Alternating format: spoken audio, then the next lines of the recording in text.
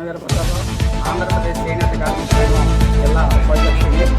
ఈరోజు రాష్ట్రంలో ఉన్నటువంటి చేనేత కార్మిక సంఘాలు ఐక్య కార్యాచరణగా ఏర్పడి ఈరోజు రాష్ట్రంలో ఉన్నటువంటి అన్ని కలెక్టర్ కార్యాలయాల వద్ద చేనేత కార్మికుల సమస్యలు పరిష్కరించాలని, అలాగే చేనేత కార్మికులకు ఈ పాలక వర్గాలు ఇచ్చినటువంటి హామీలు వెంటనే పరిష్కారం చేయాలని డిమాండ్ చేస్తూ ఇవాళ మన భీమవరంలో మన కలెక్టర్ కార్యాలయం వద్ద ఈ యొక్క ధర్నా కార్యక్రమాన్ని నిర్వహించడం జరుగుతూ ఉంది.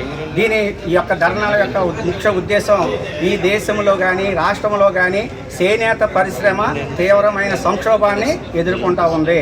దీనికి ప్రధానమైన కారణం సంక్షోభమే కాదు, ఇవాళ ఆక్సిజన్ మీద ఉన్నటువంటి పరిస్థితి, కొన ఊపిరితో కొట్టుకున్నటువంటి పరిస్థితి ఇవాళ చేనేత రంగం ఉంది. దీనికి ఇంతటికి రావడానికి కారణం కేంద్ర ప్రభుత్వం, రాష్ట్ర ప్రభుత్వాలే చేనేత వ్యతిరేక విధానాలను అవలంబిస్తున్నటువంటి కారణాల వల్ల ఈ సంక్షోభం కూలిపోయింది. ఈ సంక్షోభం నుంచి బయటపడాలంటే కేంద్ర ప్రభుత్వం ఏదైతే బడ్జెట్లో 50,65,000 కోట్ల రూపాయలు కేటాయించిందో అందులో ప్రత్యేకించి చేనేత రంగానికి 25,000 కోట్ల రూపాయలు బడ్జెట్లో నిధులు కేటాయించి కేంద్ర మంత్రిత్వ చేనేత శాఖను ప్రత్యేకించి ఏర్పాటు చేయాలి. అలాగే మన రాష్ట్ర కూటమి ప్రభుత్వం బడ్జెట్ పెట్టినటువంటి 3,22,000 కోట్ల రూపాయలు ఏదైతే ఉందో ఆ బడ్జెట్లో చేనేత రంగానికి 2,000 కోట్ల రూపాయలు కేటాయించి రాష్ట్ర చేనేత మంత్రిత్వ శాఖను కూడా ఏర్పాటు చేయాలి.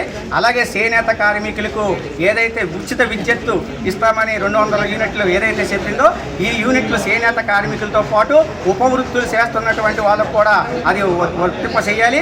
అలాగే చేనేత సంఘాలలో నిల్వ ఉన్నటువంటి వస్త్రాలను ప్రభుత్వమే కొనుగోలు చేయాలి.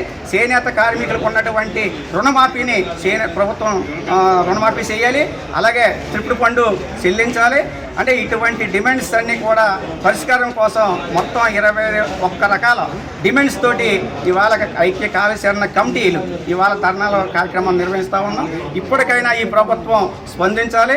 స్పందించకపోతే మరి భవిష్యత్తులో మరిన్ని ఉద్యమ పోరాటాలకు చేనేత కార్మికులు సిద్ధమవుతారు.